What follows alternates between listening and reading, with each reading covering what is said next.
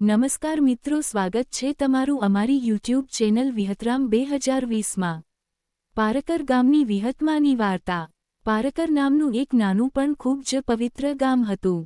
ચારે બાજુ ખેતરો, વાવડા અને મધ્યમાં વિહતમાના મંદિરની દિવ્ય ધ્વજા લહેરાતી।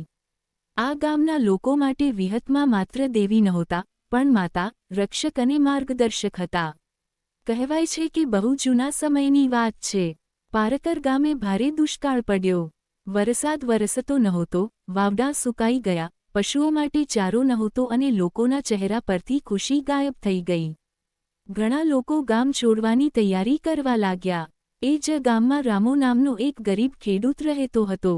તેની પાસે ન તો બહુ જમીન હતી, ન તો ધન, પરંતુ તેની પાસે હતી અખૂટ શ્રદ્ધા વ હતમા પ્રત્યે। દર સવાર સૂર્ય ઉગે એ પહેલાં તે મંદિર જઈ દીવો બળાવતો અને માને કહેતો, માં, ગામ બચાવજો, અમે તારી શરણમાં છીએ। એક રાતે રામુને સ્વપ્ન આવ્યું। સ્વપ્નમાં તેણે જોયું કે વિહતમા લાલ ચુંડી ધારણ કરી, હાથમાં ત્રિશૂલ લઈને ઊભા છે। માએ કહ્યું, રામા, ડર ન કર। ગામની પૂર્વ દિશામાં જે સૂકું વાવડું છે, ત્યાં તું અને ગામના લોકો ભેગા થઈ શ્રદ્ધાથી પ્રાર્થના કરશો તો જળ બહાર આવશે। સવાર થતાં જ રામો ગામમાં બધાને સ્વપ્નની વાત કહી।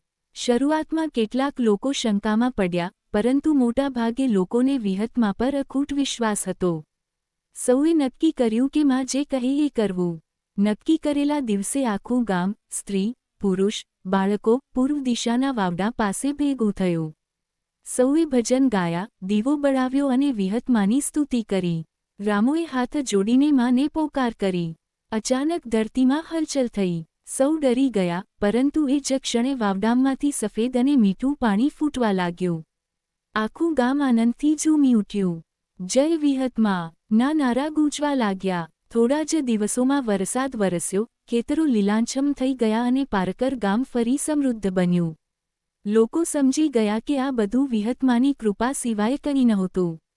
તે દિવસ પછી પારકર ગામમાં નક્કી થયું કે દર વર્ષે વિહતમાનો મેળો યોજાશે, દીવો આરતી થશે અને કોઈપણ દુઃખી વ્યક્તિને ખાલી હાથ પરત નહીં મોકલાય।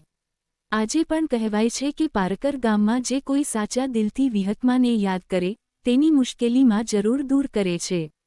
વિહતમા માત્ર મંદિર સુધી સીમિત નથી, એ પારકર ગામના દરેક કણમાં વસે છે। આ વિડિયો પસંદ આવ્યો હોય તો એક લાઇક અને સબસ્ક્રાઇબ કરો બિલકુલ ભૂલતા નહીં।